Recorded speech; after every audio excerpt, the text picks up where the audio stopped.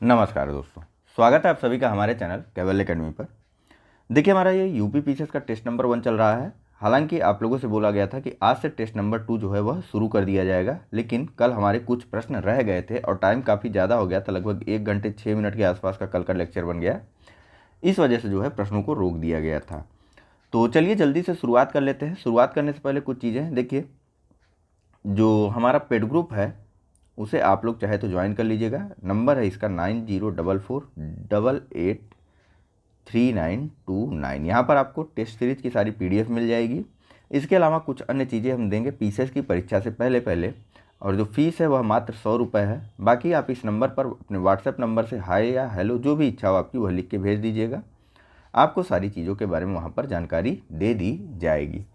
तो चलिए, चूँकि पेड ग्रुप वालों का थोड़ा सा नुकसान हुआ क्योंकि उनको बोला गया था कि आज से टेस्ट नंबर 2 शुरू कर दिया जाएगा।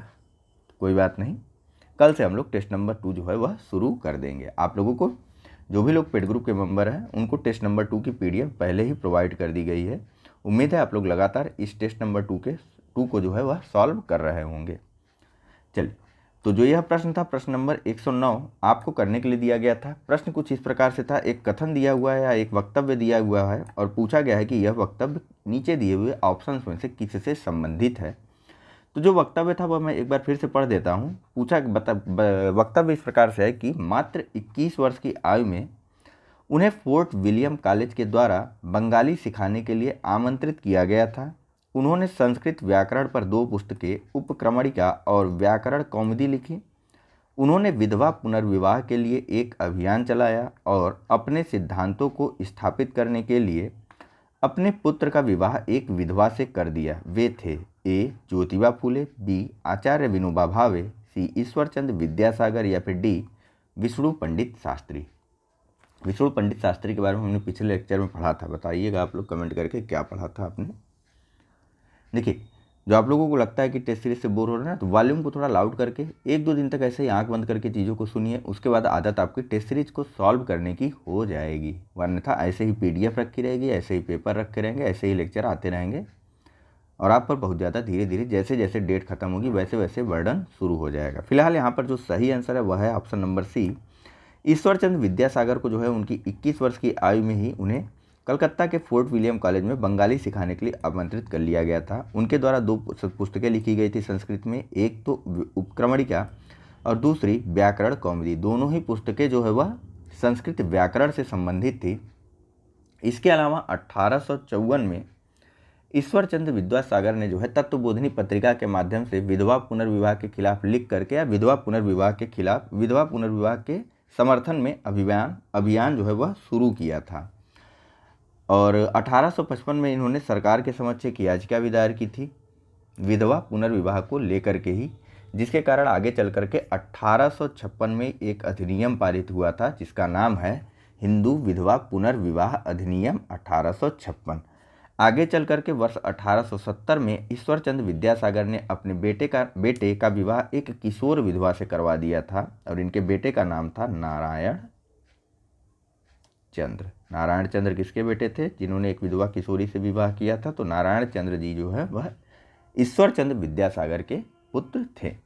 ठीक है, बाल विवाह के खिलाफ भी इनके द्वारा कुछ कार्य किए गए थे और अंत में इन्हीं के कुछ प्रयासों के द्वारा या इनके प्रयासों के माध्यम से ब्रिटिश सरकार ने 1891 में एज ऑफ कंसेंट एक्ट या फिर सम्मति आयु अधिनियम को पारित किया था, जिसके तहत जो विवाह की न्यूनतम उम्र कितनी थी यह आपको कमेंट बॉक्स में बताना है। लड़कियों के विवाह की न्यूनतम उम्र एज ऑफ कंसेंट एक्ट के तहत कितनी थी आप कमेंट बॉक्स में बताइए, क्योंकि जस्ट पिछले डिस्कशन में हमने देखा था इसको। चलिए नेक्स्ट देख लेते हैं। चलिए, यहाँ पूछा जा रहा है कि निम्नलिखित में से कौन सा युग्म जो है वह सही सुमेलित है। तो सुमेलन वाले प्रश्नों को आप स्वयं ही सॉल्व करते हैं, तो जल्दी से सॉल्व करके बताइए। वीडियो को पॉज करके ऐसे प्रश्नों को किया करिए। चलिए, उम्मीद है आपने अपना आंसर टिक कर लिया होगा। तो जो सही आंसर है वह है ऑप्शन नंबर ए। सही सुमेलन खाली बरकतुल्लाह और इनका जो क्षेत्र था वह है काबुल। ठीक है, मौलाना बरकतुल्लाह के बारे में आपको बता दूं तो प्रथम विश्व युद्ध के दौरान इन्होंने दिसंबर 1915 में इन्होंने अफगानिस्तान में भारत की पहली अस्थायी सरकार का निर्माण किया था? किसने? बरकतुल्लाह भोपाली ने। कहाँ पर? अफगानिस्तान के काबुल में भारत की पहली अस्थायी सरकार, ठीक है, मुक्त हिंदुस्तान की वह पहली निर्वासित सरकार थी। और इसमें जो है राजा महेंद्र प्रताप राष्ट्रपति थे और मौलाना बरकतुल्लाह भोपाली जो है वह प्रधानमंत्री थे, ठीक है। बरकतुल्लाह भोपाली जो है वे प्रधानमंत्री बने और राजा महेंद्र प्रताप को राष्ट्रपति बनाया गया 1915 की भारत की पहली अस्थायी सरकार की, ठीक। बाकी अन्य कथन जो है वे सुमेलित नहीं है। विजय पिंगले जो है वह अमेरिका स्थित गदर पार्टी से संबंधित थे। वहीं मदन लाल ढींगरा जो है वे लंदन में कार्य करते थे। इनके द्वारा लंदन में क्रांतिकारी घटनाओं को अंजाम दिया गया था। इनके द्वारा वास्तव में किया क्या गया था? जो ब्रिटिश अधिकारी थे कर्जन वाइली, इनकी हत्या की गई थी। कहाँ पर? लंदन में, ठीक है। चलिए नेक्स्ट देख लेते हैं। निम्नलिखित कथनों पर विचार कीजिए। चलिए कथनों को देखते हैं और उन पर विचार करते हैं। पूछा जा रहा है कि दक्षिण अफ्रीका में रह रहे भारतीयों को मत देने का अधिकार नहीं था। दूसरा, इन्हें कुछ विशेष स्थानों में ही रहने की अनुमति दी गई थी, लेकिन उन्हें सार्वजनिक फुटपाथों के प्रयोग की अनुमति थी।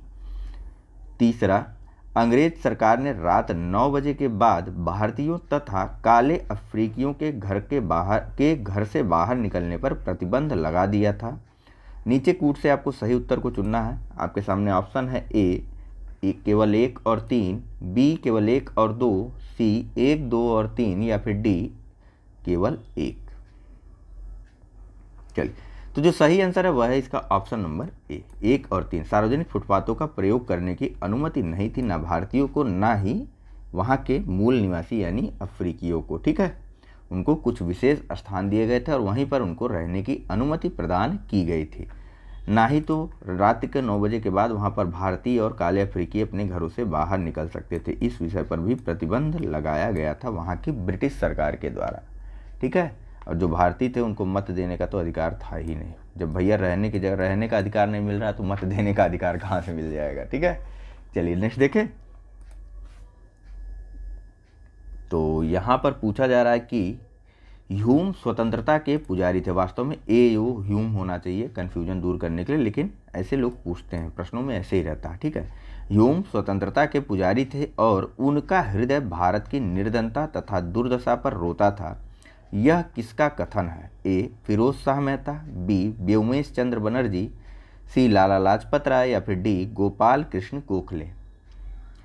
देखिए, वह जो पेमेंट के लिए आपसे कहा जा रहा है ना बार बार, वह इसीलिए कहा जा रहा है कि यह जो लिखने पढ़ने में जो थोड़ी दिक्कत हो रही ना, ताकि सीसेट का पेपर आपको आसानी से करवाया जा सके। आपको पता है कि यूपी पीसीएस में सीसेट का संचार वाला पेपर जो होता है, कम्युनिकेशन वाला जो पेपर होता है, वहाँ पर लिखने पढ़ने की आवश्यकता अधिक होगी। तो बाकी यही बात है और कोई ऐसी बात नहीं है। थोड़ा बहुत देखिए, बहुत चीज़ें अपग्रेड भी करनी है। फिलहाल छोड़िए, वहाँ पर आप लोग आएंगे, आप लोग खुद समझदार हैं। मेरा जो काम है वो मुझे करने दीजिए। आपकी इच्छा हो तो आप आइए, नहीं तो कोई बात नहीं। चलिए, तो इसका जो सही आंसर है वह है ऑप्शन नंबर सी, ठीक है। लाला लाजपत राय का कथन था कि ऑक्टेवियन ह्यूम जो है या फिर एलन ऑक्टेवियन ह्यूम जो है वे स्वतंत्रता के पुजारी थे और उनका हृदय भारत की निर्धनता और दुर्दशा पर रोता था। जरा कमेंट करके बताइए कि ये ए.ओ. ह्यूम या फिर एलन ऑक्टेवियन ह्यूम कौन था। बहुत ही महत्वपूर्ण व्यक्ति था यह। नेक्स्ट, सूचियों को सुमेलित करना है यहाँ पर, तो वीडियो को पॉज करिए और जल्दी से सूचियों को सुमेलित करके अपना आंसर टिक करिए। चलिए, अब तक आपने वीडियो पॉज करके अपना आंसर टिक कर लिया होगा, तो इसका जो सही आंसर है वह है ऑप्शन नंबर सी, ठीक है। लाहौर षड्यंत्र केस से संबंधित थे राजगुरु भगत सिंह और सुखदेव। चटगांव आर्मरी रेड से संबंधित थे गणेश घोष। मुजफ्फरपुर बम कांड वर्ष 1908 में जो हुआ था उससे संबंधित थे प्रफुल्ल चाकी। और सबसे अंत में काकोरी कांड से संबंधित थे अशफाक उल्लाह खां। आपको कमेंट में इन सभी केसों या कांडों के बारे में, कांडों के सन के बारे में बताना है, ठीक है। लाहौर षड्यंत्र case, Chittagong armoury raid, Muzaffarpur bomb कांड और काकोरी कांड के वर्षों के बारे में आप कमेंट करके बताइए। तो चलिए नेक्स्ट देखिए, कमेंट करके आप बताएंगे तो गलत है सही है जो भी है जैसा भी है उसका सही आंसर तो कम से कम आपको पता चलेगा ना। मैं रिप्लाई करूंगा और ज़रूर करूंगा, ठीक है, सही होगा तो लाइक करूँगा, नहीं सही होगा तो आपको सही आंसर आपको बताया जाएगा। चलिए नेक्स्ट है कि भारत में 1930 के दशक में सशस्त्र क्रांतिकाल की इन घटनाओं पर विचार कीजिए। पहला, अप्रैल 1929 में सुखदेव तथा राजगुरु के नेतृत्व में क्रांतिकारियों ने दिल्ली के निकट वाइसराय लॉर्ड इरविन की ट्रेन को जलाने का प्रयास किया। कथन 2 है, नवंबर 1929 में चंद्रशेखर आज़ाद, भगत सिंह तथा राजगुरु ने लाला लाजपत राय की मृत्यु का दोषी मानते हुए अंग्रेज अधिकारी सैंडर्स की लाहौर में हत्या कर दी। कथन 3 है कि दिसंबर 1929 में ब्रिटिश सरकार ट्रेड सेफ्टी बिल तथा साइमन कमीशन द्वारा प्रस्तावित संविधान को पास करने की योजना बना रही थी, जिसके विरोध में भगत सिंह तथा बटुकेश्वर दत्त ने केंद्रीय विधानसभा में बम फेंका। आपको बताना है कि उपरोक्त में से कौन कौन से कथन जो है वे सही हैं। ऑप्शन है ए केवल 1, बी 2 और 3, सी उपरोक्त सभी, या डी उपरोक्त में से कोई नहीं। पहला कथन चूंकि आपको नहीं दिख रहा है तो मैं बता दूं कि जो पहला कथन है वह गलत है। बाकी के 2 कथनों के बारे में आप बताइए कि क्या यह दोनों कथन सही हैं या गलत हैं। चलिए, तो जो इसका सही आंसर है वह है ऑप्शन नंबर डी। 3 के तीनों ही कथन गलत हैं। आइए बारी बारी से सबके बारे में बात करते हैं। सबसे पहले यहीं बात कर लेते हैं। देखिए, यह ब्रिटिश सरकार जो ट्रेड सेफ्टी बिल और साइमन कमीशन द्वारा जो प्रस्तावित संविधान को पास करने की योजना बना रही थी और इसी के विरोध में भगत सिंह और बटुकेश्वर दत्त ने केंद्रीय विधानसभा में बम फेंका था, तो यह घटना दिसंबर 1929 की न होकर के यह घटना थी अप्रैल 1929 की। ठीक है, घटना कब की थी? अप्रैल 1929 में भगत सिंह और बटुकेश्वर दत्त द्वारा जो है केंद्रीय विधानसभा में बम फेंका गया था। बस इतना याद रखिए आप लोग। ठीक है, नेक्स्ट, यहाँ पर यह नवंबर 1929 में नहीं, यह घटना हुई थी दिसंबर 1928 में। ठीक है, डेट के साथ इन्होंने थोड़ी बहुत छेड़छाड़ की है। दिसंबर 1928 में यह घटना हुई थी जब चंद्रशेखर आज़ाद, भगत सिंह और राजगुरु ने लाला लाजपत राय की मृत्यु का दोषी मानते हुए अंग्रेज अधिकारी सैंडर्स की लाहौर में हत्या कर दी थी। इसी को लाहौर षड्यंत्र केस कहा गया था। बाद में इन लोगों को फांसी दी गई थी। और सबसे अंत में ऑप्शन नंबर 1, तो जो यहाँ पर अप्रैल 1930 है यह बिल्कुल सही है। ठीक है, हर जगह डेट नहीं। यहाँ पर जो कहा गया कि सुखदेव और राजगुरु के नेतृत्व में, तो नहीं भैया, सुखदेव और राजगुरु के नेतृत्व में नहीं, चंद्रशेखर आज़ाद के नेतृत्व में क्रांतिकारियों ने जो है दिल्ली के निकट वायसराय लॉर्ड इरविन की ट्रेन को जलाने का प्रयास किया था। किसके नेतृत्व में? चंद्रशेखर आज़ाद के नेतृत्व में। ठीक है, तो चलिए चलते हैं अगले प्रश्न पर। बढ़िया बढ़िया प्रश्न आ रहा है, तो सुमेलित करवाने वाले ज़्यादा हैं।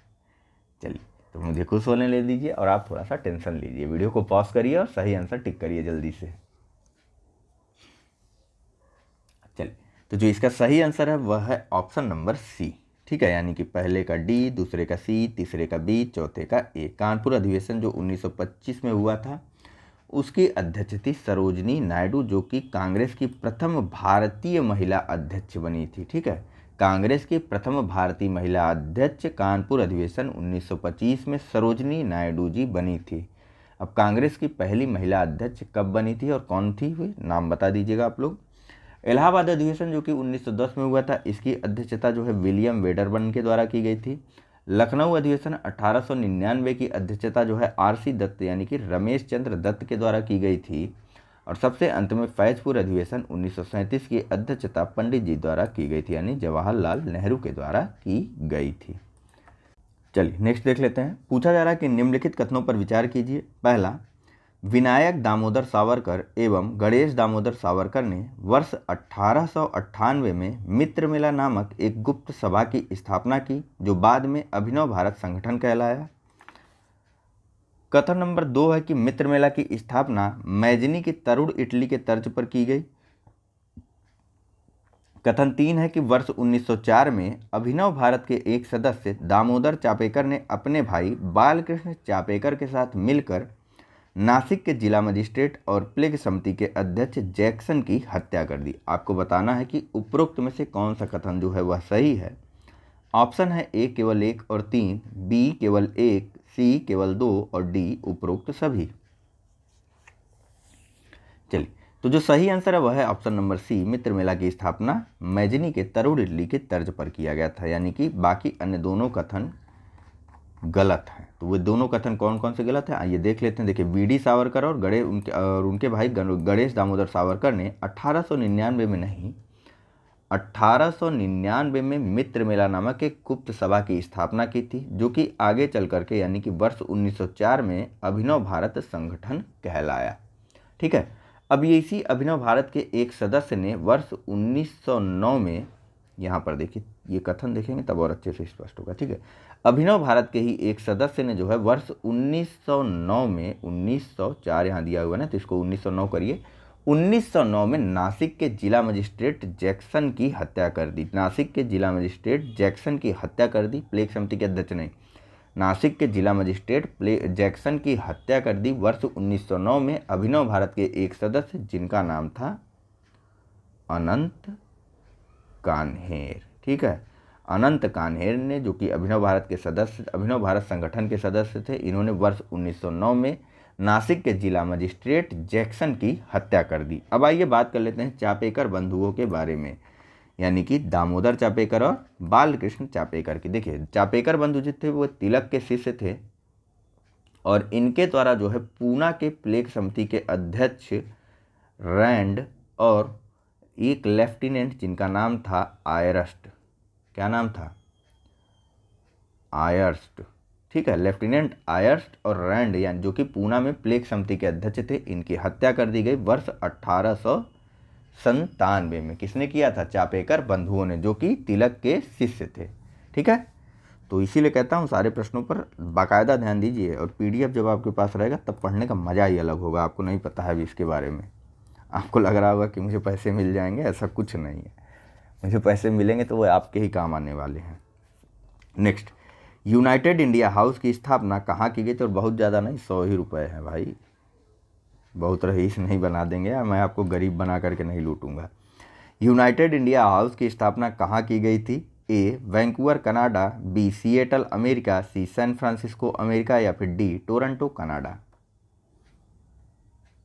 चलिए इसका जो सही आंसर है वह है option number B, Seattle America में यूनाइटेड इंडिया हाउस की स्थापना की गई थी क्रांतिकारी गतिविधियों को अंजाम देने के लिए, विदेशों से क्रांतिकारी गतिविधियों को अंजाम देने के लिए, या फिर क्रांतिकारी गतिविधि भारत की क्रांतिकारी गतिविधियों को सहायता प्रदान करने के लिए जो है यूनाइटेड इंडिया हाउस की स्थापना सिएटल अमेरिका में टी.डी. दास, जो का पूरा नाम है तारक नाथ दास, टी.डी. दास और जी.डी. कुमार के द्वारा मिल करके की गई थी। कब स्थापना की गई थी यूनाइटेड इंडिया हाउस की? तो यह की गई थी वर्ष 1910 में। ठीक है।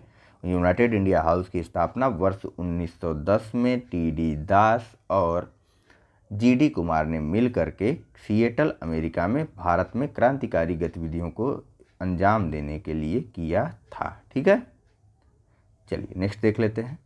पूछा जा रहा है कि दक्षिण अफ्रीका में गांधी जी के सत्याग्रही संघर्षों से जुड़े निम्नलिखित कथनों पर विचार कीजिए। पहला, गांधी जी ने वर्ष 1908 में भारतीयों के लिए पंजीकरण प्रमाण पत्र हमेशा अपने पास रखने के कानून के विरुद्ध सत्याग्रह किया। दूसरा, वर्ष 1914 में प्रवासी भारतीयों के प्रवेश को रोकने वाले कानून के विरुद्ध ट्रांसवाल से नटाल मार्च किया और जेल गए। तीसरा, ईसाई पद्धति के अलावा अन्य सभी पद्धति से हुए विवाहों को मान्यता न दिए जाने के अंग्रेजी संसद के निर्णय के खिलाफ गांधी जी ने भी मुहिम छेड़ी और अंततः भारतीयों को उनके रीति रिवाज से विवाह करने की छूट मिली। आपको बताना है कि उपरोक्त में से कौन सा कथन जो है वह सही है। ऑप्शन है ए केवल 1 और 3, बी केवल 1 और 2, सी उपरोक्त सभी, या डी उपरोक्त में से कोई नहीं। चलिए फिलहाल यहाँ पर देख लीजिए विकल्पों को। चलिए तो जो सही आंसर है इसका वह है ऑप्शन नंबर डी, 3 के तीनों ही कथन जो हैं वे गलत हैं। ठीक है। कौन कौन सा कथन सही है? तो उपरोक्त में से कोई भी कथन जो है वह सही नहीं है। कैसे नहीं सही है? तो आइए बात करते हैं। देखिए तीसरे कथन में तो यह बात यहाँ पर गलत हो जाती है, अंग्रेजी संसद के निर्णय से नहीं, वहाँ के सुप्रीम कोर्ट के द्वारा ऐसा निर्णय दिया गया था। ठीक है, कि ईसाई पद्धति के अलावा अन्य सभी विवाह जो हैं वे मान्य नहीं होंगे। इसके विरोध में गांधी जी ने विद्रोह किया या फिर विरोध किया और अंततोगत्वा जो है इनकी मांगों को मान लिया गया। ठीक है। और दक्षिण अफ्रीकी सरकार ने जो है अन्य पद्धति से की गई विवाहों को भी मान्यता प्रदान कर दी थी। फिलहाल बात करते हैं ऑप्शन नंबर 1 की। अब पहले इसका हो गया ना काम, अब देखिए एक कानून बनाया गया था दक्षिण अफ्रीकी सरकार के द्वारा, और वहाँ पर उन्होंने यह अनिवार्य कर दिया था कि जो भी भारतीय वहाँ पर गए हैं उनको एक प्रमाण पत्र दिया जाता था कि आप जो है आए यहाँ पर काम करने के लिए, और इस प्रमाण पत्र को आप लोग हमेशा अपने पास रखेंगे। ठीक है, यह कानून वर्ष 1908 में नहीं, यह कानून वर्ष 1906 में बनाया गया था। इसके खिलाफ वहाँ पर जो है गांधी जी के नेतृत्व में कई जगहों पर जो है अहिंसात्मक प्रतिरोध किया गया, और गांधी जी ने एक सभा का भी गठन किया था। ठीक है, और इन्होंने जो है सभा के माध्यम से जो है रजिस्ट्रेशन से जुड़े हुए जितने भी कागजात थे उनको सार्वजनिक रूप से और सामूहिक रूप से जलाया इस सभा ने, जिसका नाम था अहिंसात्मक प्रतिरोध सभा। लिख दे रहा हूँ मैं, अहिंसात्मक प्रतिरोध सभा। हालांकि ऐसा इसका कोई कुछ नाम नहीं, कहीं पूछेगा नहीं। अहिंसात्मक प्रतिरोध सभाओं का गठन किया 1906 में गांधी जी ने, और इन्हीं के अगुवाई में भारतीयों ने अपने रजिस्ट्रेशन से जुड़े कागजातों को जलाया था। ठीक है, और आगे चल करके वर्ष 1908 में, 14 में नहीं, वर्ष 1908 में गांधी जी ने जो है ट्रांसवाल से नटाल तक मार्च भी किया, और वे जेल भी गए थे। ठीक है, इन सब के अलावा जो है पोल टैक्स के रूप में 3 पाउंड का कर, और अफ्रीकी सुप्रीम कोर्ट के द्वारा यह विवाह की पद्धति को भी जो लागू कर दिया गया था कि ईसाई पद्धति के अलावा अन्य सभी प्रकार के विवाहों को जो है वह अमान्य कर दिया जाएगा। तो इन सब का संयुक्त विरोध दक्षिण अफ्रीका में एक साथ किया गया था थोड़े थोड़े समय के अंतराल के बाद, लेकिन अंततोगत्वा जो है अंग्रेजी सरकार जो थी वे गांधी जी के आगे झुकी, और इन्होंने इनकी सभी मांगों को मांग लिया। ठीक है, जैसे रजिस्ट्रेशन प्रमाण पत्र रखने की आवश्यकता नहीं रही। ठीक है, विवाह के अन्य सभी पद्धतियों को मान्यता प्रदान की गई, और ट्रांसवाल से नटाल तक जो मार्च किया था वर्ष 1908 में किया था, यह जानते रहिए। ठीक है, विरोध में तो प्रमाण पत्र के खिलाफ ही विरोध किया था ना। ठीक है, इसके अलावा भी कई अन्य दूसरे प्रांतों में भी इनके द्वारा यात्राएं की गई। नेक्स्ट पूछा जा रहा है कि विदेशों में क्रांतिकारी गतिविधियों से जुड़े निम्न कथनों पर विचार कीजिए। पहला, श्री S.R. राणा एवं श्रीमती भीकाजी रुस्तम कामा ने जर्मनी में क्रांतिकारी गतिविधियों को आगे बढ़ाया।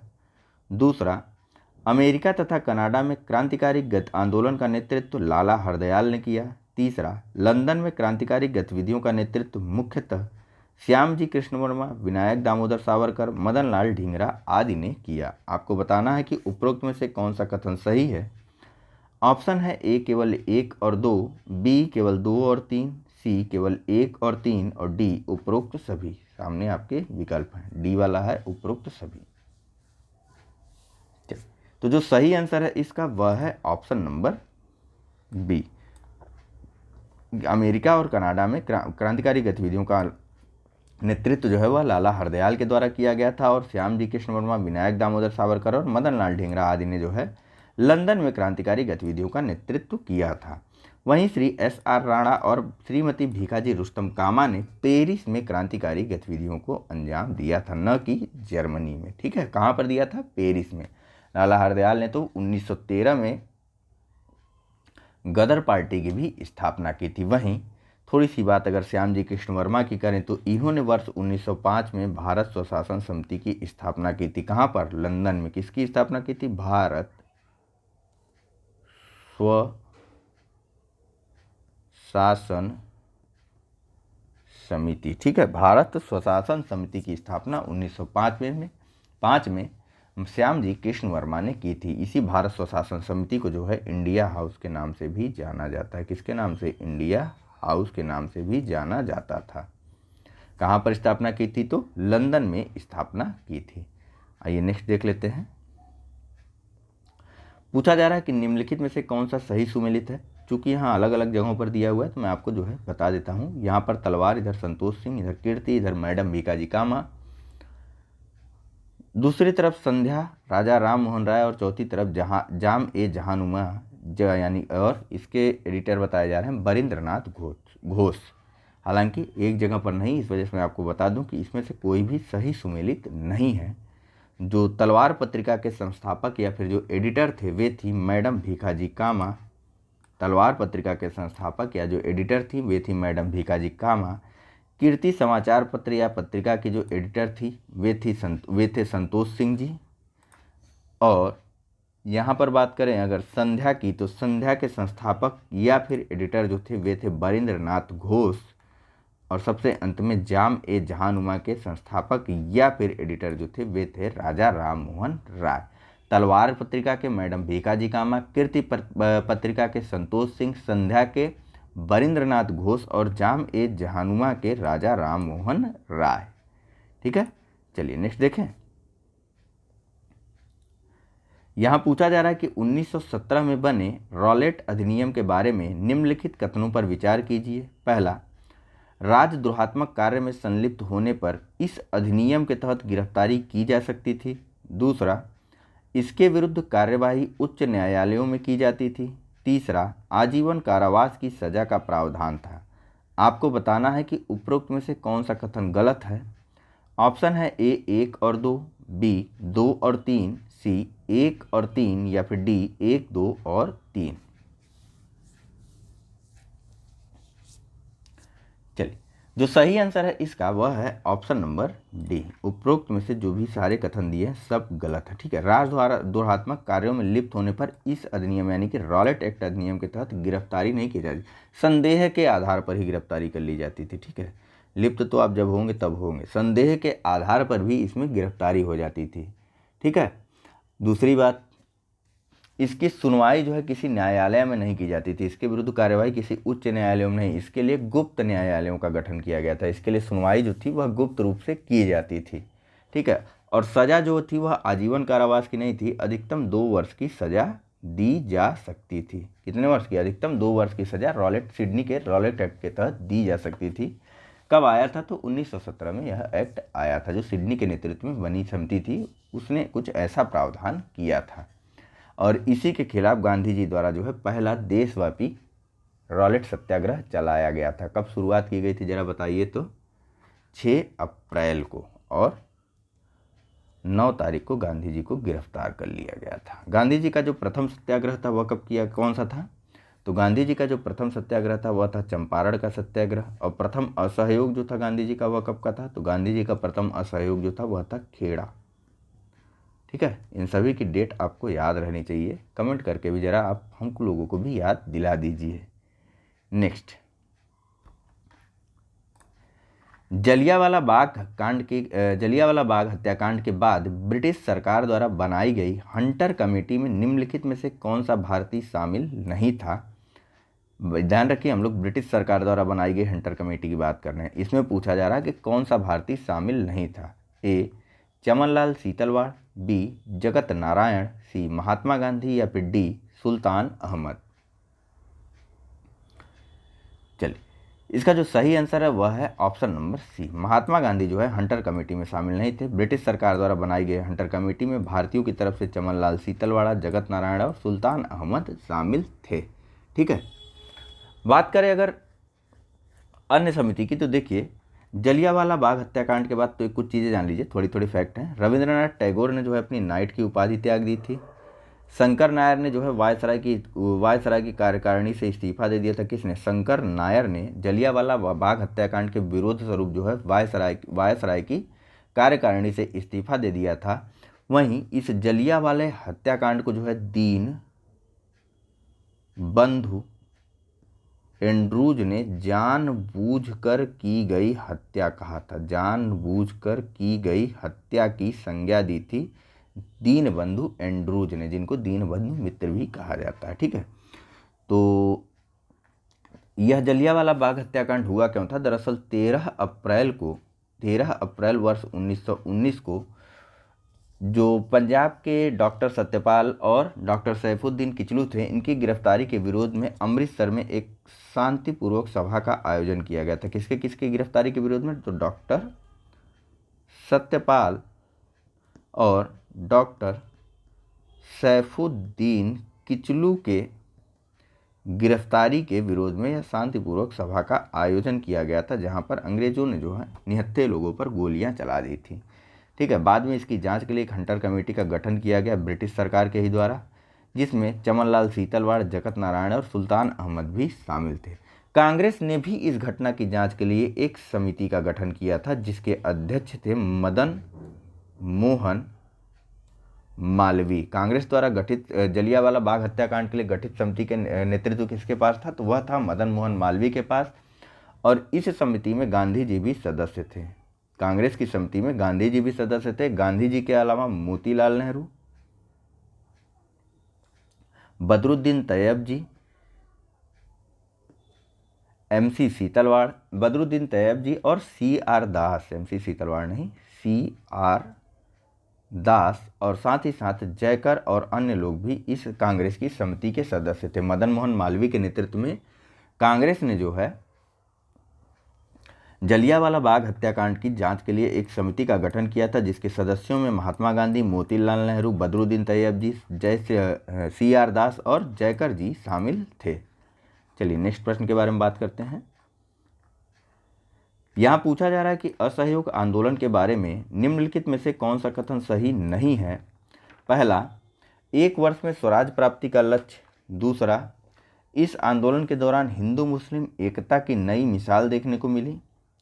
तीसरा, इसी आंदोलन के दौरान गांधी जी ने कैसरे हिंद की उपाधि वापस कर दी थी। चौथा, शिक्षा का बहिष्कार इस आंदोलन का सबसे सफल कार्यक्रम था।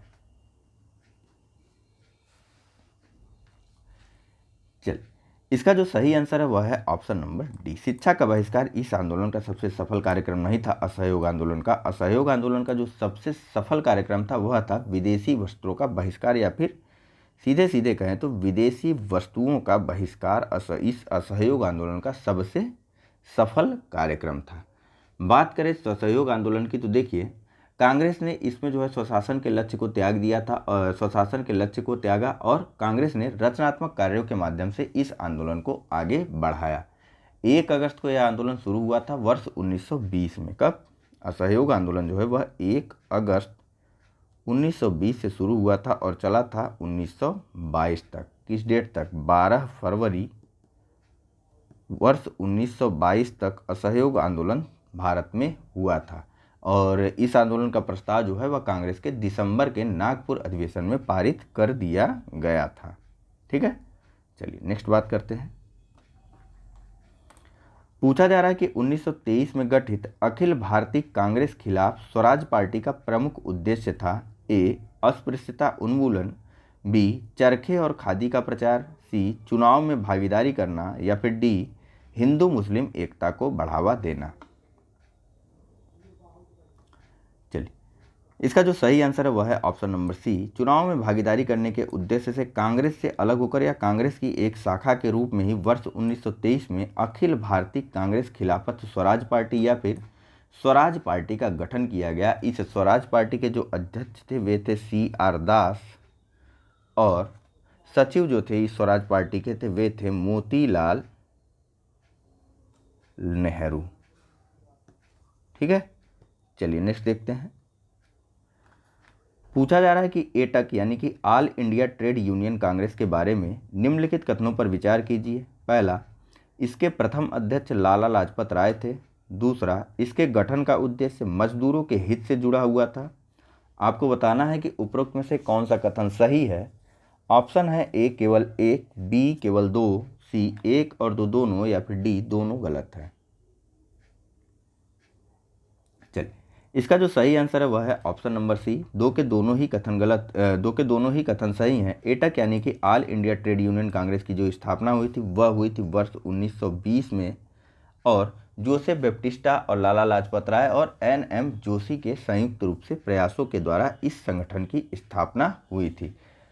एटक के जो पहले अध्यक्ष थे वे थे लाला लाजपत राय, और इसका एटक के गठन का उद्देश्य था मजदूरों के हितों की रक्षा करना। पंडित नेहरू और सुभाष चंद्र बोस भी एक एक बार एटक के अध्यक्ष बने थे, ध्यान रखिएगा। जवाहरलाल नेहरू और सुभाष चंद्र बोस भी जो है all India trade union Congress के अध्यक्ष रह चुके हैं, लेकिन all India trade union Congress के जो पहले अध्यक्ष थे वे थे लाला लाजपत राय। नेक्स्ट पूछा जा रहा है कि व्हिटले कमीशन किससे संबंधित था। ए, भारत में शिक्षा के प्रसार से, बी, मजदूरों की समस्या समाधान के लिए, सी, देसी राजाओं की नीति से संबंधित सुधार, या फिर डी, संवैधानिक व्यवस्था को सुधारने के लिए। चलिए, इसका जो सही आंसर है वह है ऑप्शन नंबर बी। देखिए, मजदूरों की समस्या के समाधान के लिए वर्ष 1929 में, कब, वर्ष 1929 में जनरल हेनरी विटली की अध्यक्षता में एक कमीशन का गठन किया गया और इन्हीं के नाम के आधार पर इस कमीशन को विटले कमीशन भी कहा जाता है।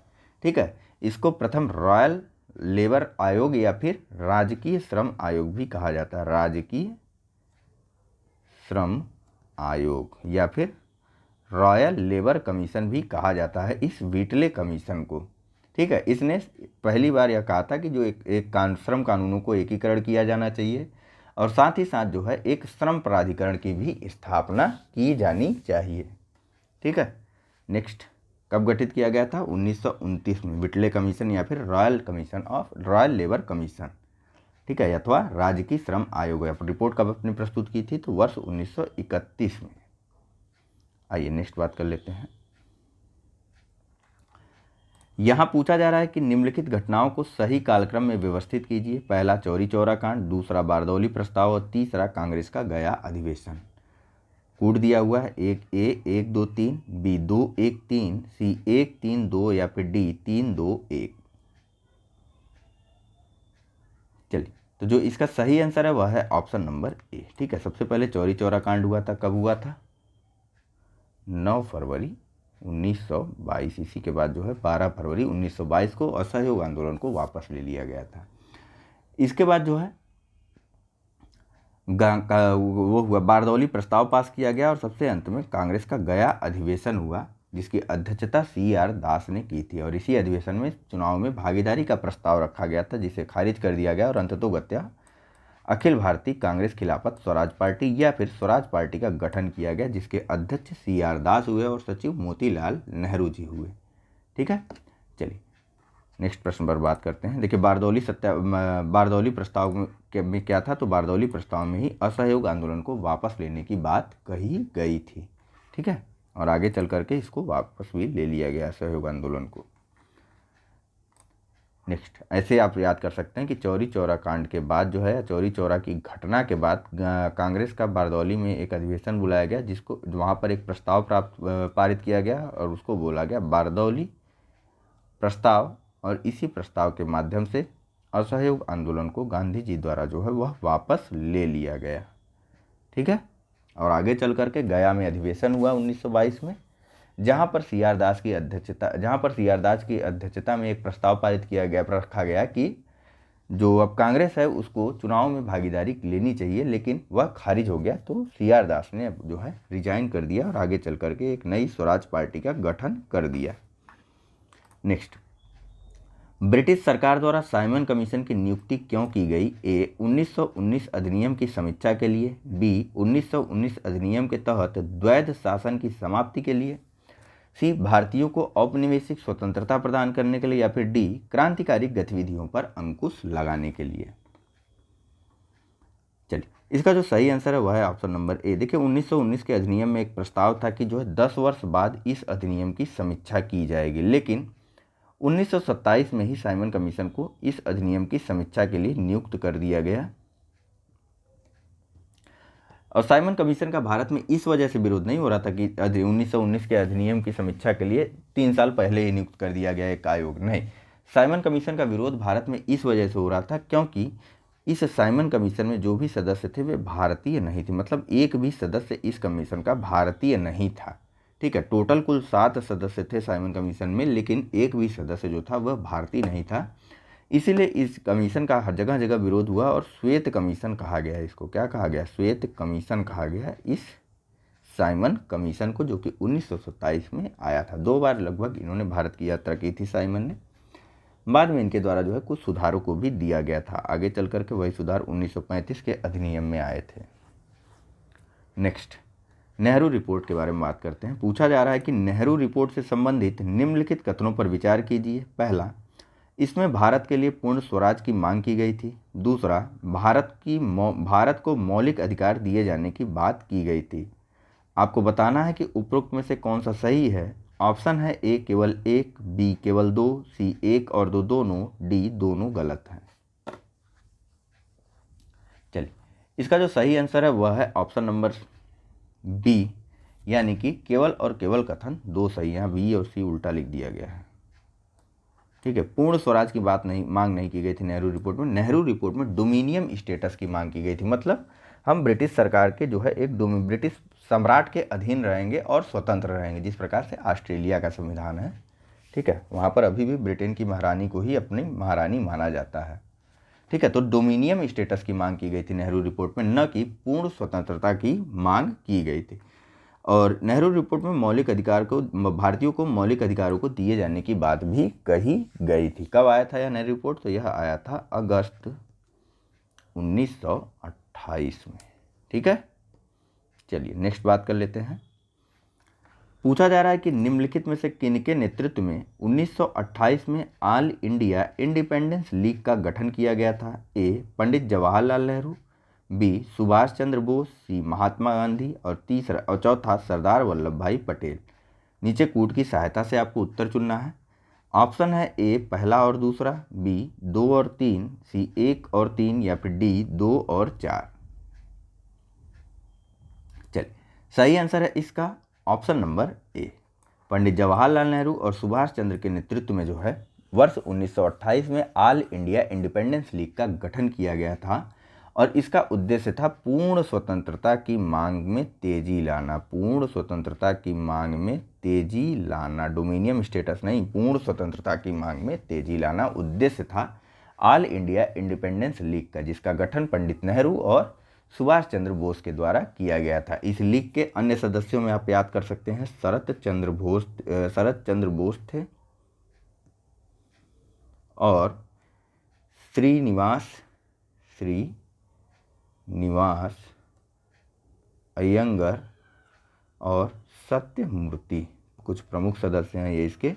शरत चंद्र बोस, सत्यमूर्ति, श्रीनिवास अयंगर, यह कुछ प्रमुख सदस्य हैं इस ऑल इंडिया इंडिपेंडेंस लीग के, जिसका गठन पंडित जवाहरलाल नेहरू और सुभाष चंद्र बोस के द्वारा वर्ष 1928 में किया गया था।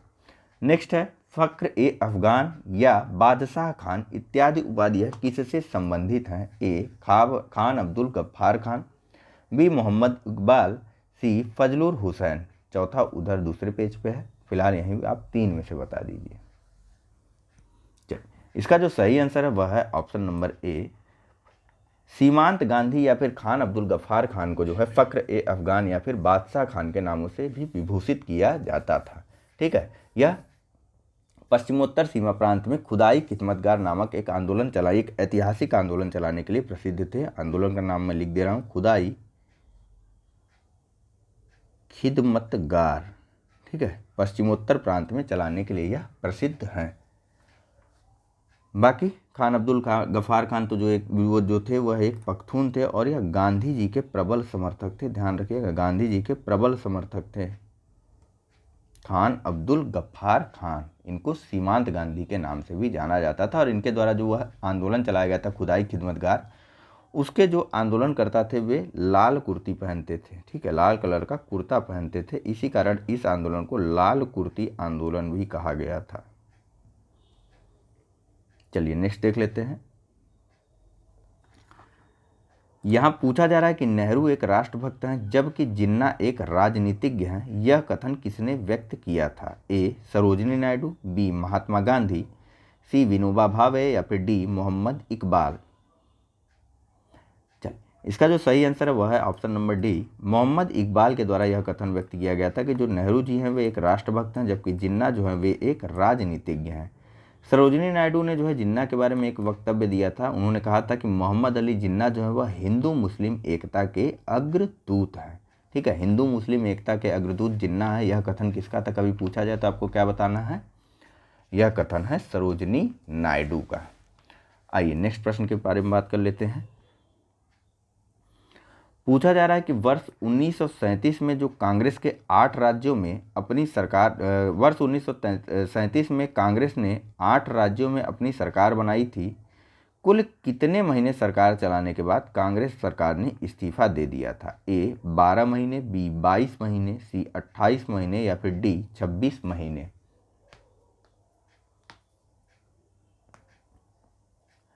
चलिए, इसका जो सही आंसर है वह है ऑप्शन नंबर सी। लगभग 28 महीने सरकार चली थी 1937 की कांग्रेस की, जो उसने जो है वर्ष 1937 में 8 राज्यों में बनाया था।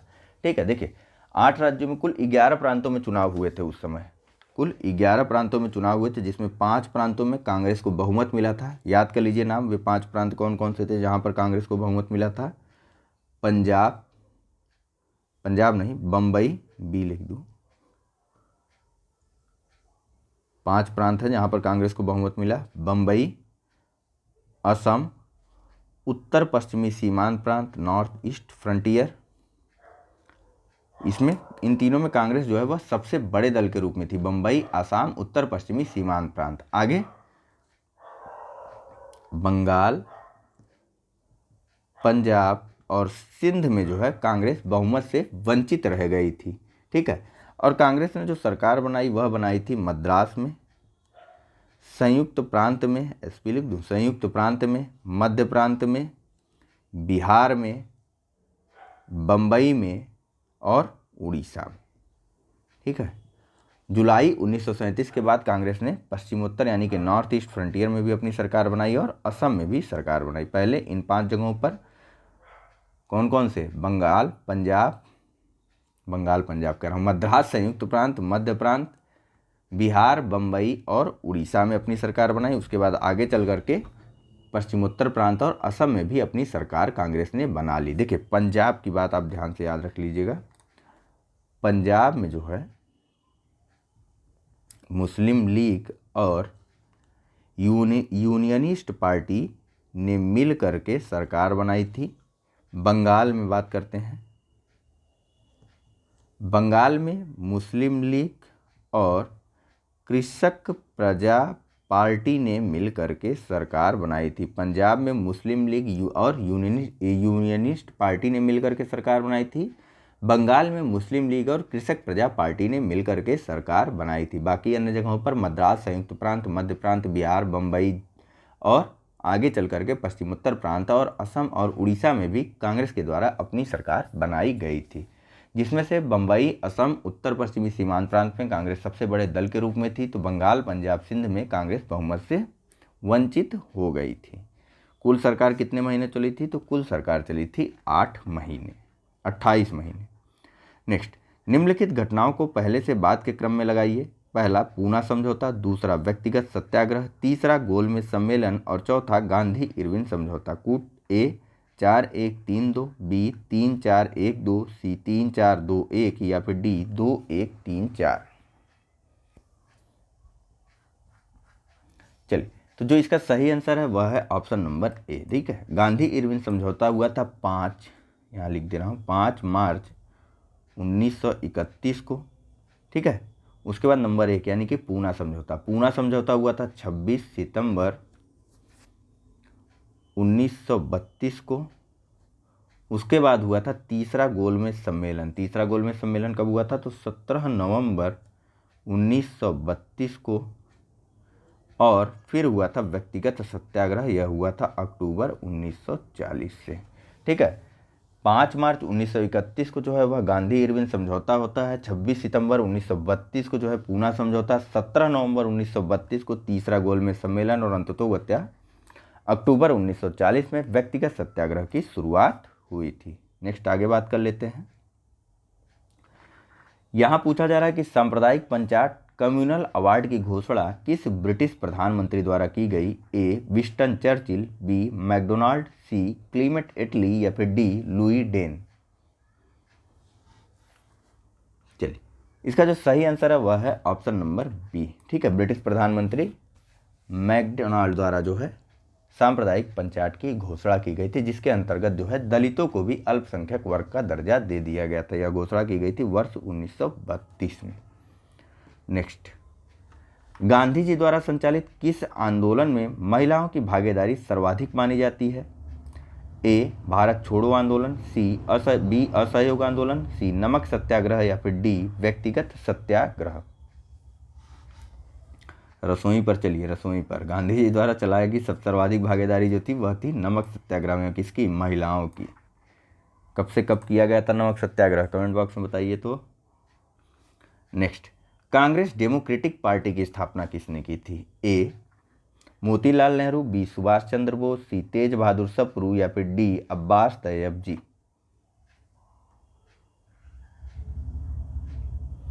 चलिए, इसका जो सही आंसर है वह है option number B, Subhash Chandra Bose ने कांग्रेस डेमोक्रेटिक पार्टी की स्थापना की थी। वर्ष कब?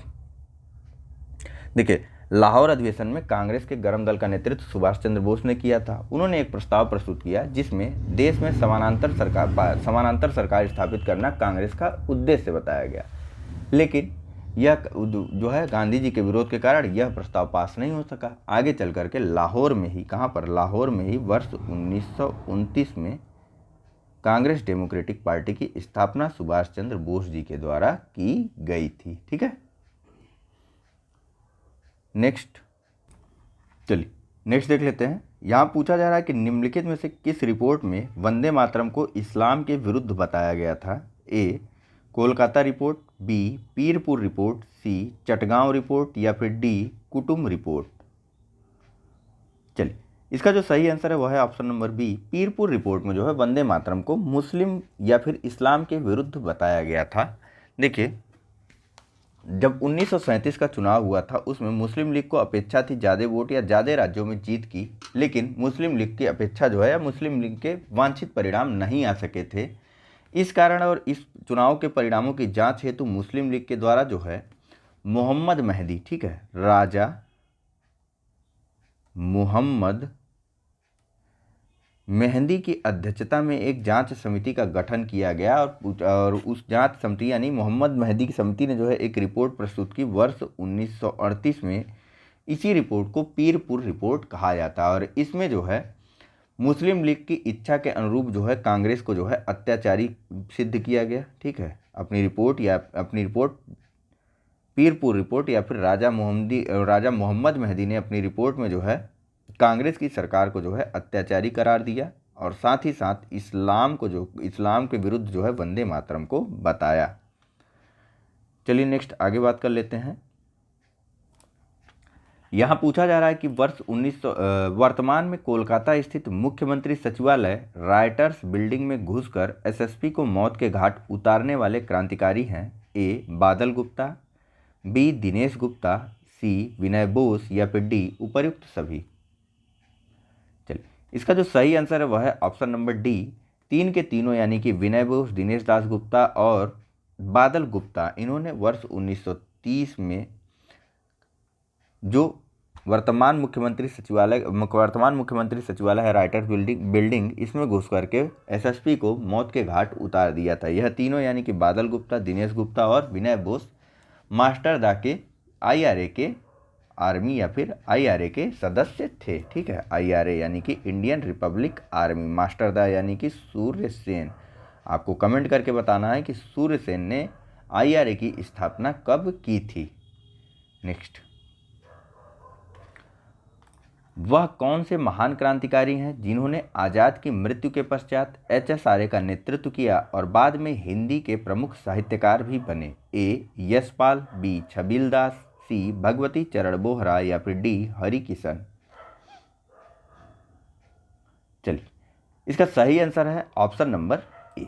ठीक है, चंद्रशेखर आज़ाद की मृत्यु के बाद जो है हिंदुस्तान सोशलिस्ट रिपब्लिक एसोसिएशन, ठीक है, हिंदुस्तान सोशलिस्ट रिपब्लिक एसोसिएशन का नेतृत्व जो है वह यशपाल जी के द्वारा किया गया था और बाद में 1932 में यशपाल को गिरफ्तार कर लिया गया था इलाहाबाद से और इनको 14 वर्ष के कारावास की सज़ा सुना दी गई थी। लेकिन 6 वर्ष बाद जो है वर्ष 1938 में जब उत्तर प्रदेश में कांग्रेस की सरकार बनी या संयुक्त प्रांत में जब कांग्रेस की सरकार बनी तो उसके प्रथम मुख्यमंत्री जो थे गोविंद वल्लभ पंत। ठीक है, उत्तर प्रदेश में प्रथम मुख्यमंत्री कौन बने थे? तो गोविंद वल्लभ पंत। इन्होंने यशपाल की सज़ा को माफ़ कर दिया था और ये जो है जेल से मुक्त हो गए थे। बाद में यशपाल जो है उन्होंने अपना संपूर्ण जीवन जो है वह हिंदी साहित्य की सेवा को समर्पित कर दिया और इनके द्वारा प्रमुख जो रचनाएं की गई थी उनमें प्रमुख थी दिव्या। सारा हटा दूं, यशपाल की रचनाओं को जान लीजिए। तो यशपाल की जो प्रमुख रचनाएं थी उनमें प्रमुख रूप से हैं दिव्या, देशद्रोही, झूठा सच दादा कामरेड, सब याद रखिएगा, दादा कामरेड नाम याद रखिएगा, इसका भूलिएगा मत। दादा कामरेड, अमिता और एक अन्य मनुष्य के रूप। ठीक है, यह सभी यशपाल की प्रमुख रचनाएं हैं जो कि HSRA के सदस्य, HSRA के नेता चुने गए थे। ठीक है, चंद्रशेखर आज़ाद के बाद। यहाँ बताइए, वर्ष 1940 के अगस्त प्रस्ताव के संदर्भ में निम्नलिखित कथनों पर विचार कीजिए। पहला, वायसराय लॉर्ड लिनलिथिगो ने युद्ध के दौरान कांग्रेस से सहयोग प्राप्त करने के लिए अगस्त प्रस्ताव रखा था। दूसरा, इस प्रस्ताव में कांग्रेस की अंतरिम राष्ट्रीय सरकार गठित करने की मांग को मान लिया गया था। तीसरा, अगस्त प्रस्ताव को कांग्रेस ने स्वीकार कर लिया था जबकि मुस्लिम लीग ने ठुकरा दिया था। आपको बताना है कि उपरोक्त में से कौन सा कथन सही है। ऑप्शन है ए केवल 1, बी केवल 1 और 2, सी 1, 2 और 3 और डी उपर्युक्त में से कोई नहीं। चलिए फिर से कथनों को पढ़िए आप कायदे से। चलिए, इसका जो सही आंसर है वह है ऑप्शन नंबर ए। ठीक है, अगस्त प्रस्ताव को सिर्फ और सिर्फ जो है प्रस्तुत किया गया था अगस्त में वायसराय, तत्कालीन वायसराय लॉर्ड लिनलिथिगो के द्वारा। वास्तव में जो उस समय द्वितीय विश्व युद्ध चल रहा था उसमें अंग्रेजों को जो है भारतीयों की सहायता चाहिए थी और इस वजह से इन्होंने कांग्रेस से इस संबंध में बात की कि भैया आप लोग जो है भारतीय सेनाओं को बोलो कि वे हमारा साथ दें द्वितीय विश्व युद्ध में। ठीक है, लेकिन कांग्रेस ने इसके लिए 1940 में रामगढ़ बिहार में एक अधिवेशन बुलाया। ठीक है, रामगढ़ बिहार में एक अधिवेशन बुलाया और यहाँ पर जो है एक प्रस्ताव पारित किया गया। कांग्रेस द्वारा कहा गया कि केंद्र में अगर अंतरिम सरकार गठित करने की बात अंग्रेज सरकार मान लेती है तो कांग्रेस द्वितीय विश्व युद्ध में सहयोग करने की बात को स्वीकार कर लेगी। लेकिन बदले में लिनलिथिगो ने अपनी तरफ से एक प्रस्ताव प्रस्तुत किया जिसमें कहा गया कि एक प्रतिनिधि मूलक संविधान निर्मात्री संस्था का गठन किया जाएगा और युद्ध सलाहकार परिषद की स्थापना होगी। इसी को अगस्त प्रस्ताव कहा गया जिसको कि कांग्रेस द्वारा अस्वीकार कर दिया गया था। ठीक है, और मुस्लिम लीग जो था वह तो विभाजन के अलावा किसी अन्य चीज़ पर तैयार ही नहीं था, तो मुस्लिम लीग ने भी इस अगस्त प्रस्ताव को ठुकरा दिया था। यानी कि कांग्रेस और मुस्लिम लीग दोनों ने अगस्त प्रस्ताव को अस्वीकार कर दिया था।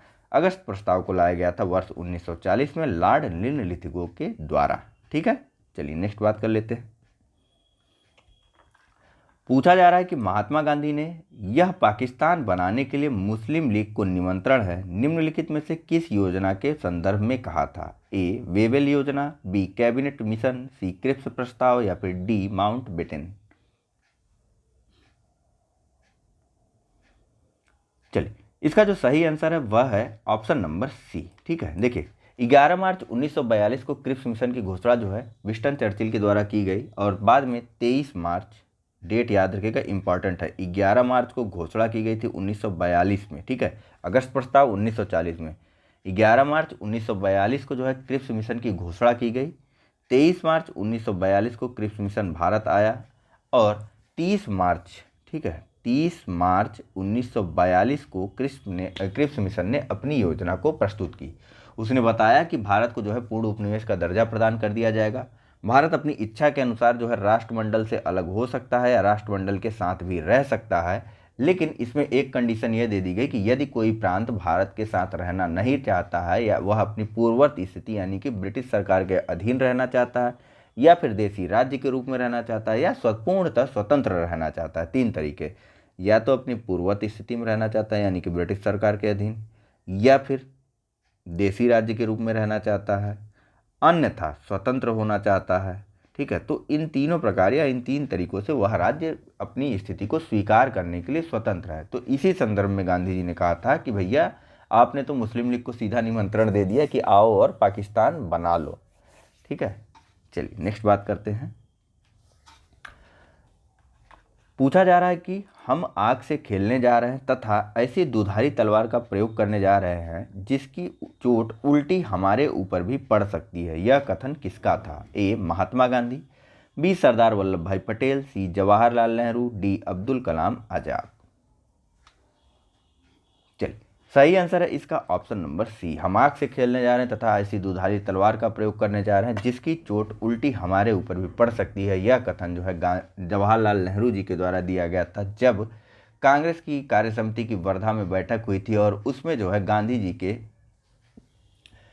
इस विचार को या फिर अंग्रेजों भारत छोड़ो प्रस्ताव को पारित किया गया था। इसी के बारे में या फिर इसी प्रस्ताव से के संबंध में आगे चल करके जवाहरलाल नेहरू ने यह बात कही थी। ठीक है कि हम जो यह घोषणा अंग्रेजों भारत छोड़ो प्रस्ताव को पारित कर रहे हैं, यह एक दुधारी तलवार की तरह होगी और इसकी चोट उल्टी हमारे ऊपर भी पड़ सकती है।